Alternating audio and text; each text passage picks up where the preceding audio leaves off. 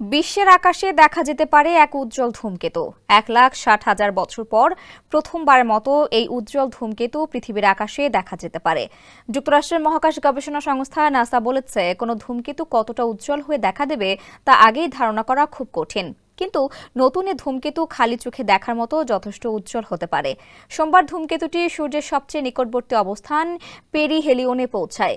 এই কাছাকাছি অবস্থানের ফলে এর উজ্জ্বলতা বৃদ্ধি পায়। বিশেষজ্ঞরা বলছেন, এটি সোমবার রাত থেকে দৃশ্যমান হতে পারে। কোন কোন স্থান থেকে এই ধূমকেতু দেখা যাওয়ার সম্ভাবনা রয়েছে তা এখনো অজানা।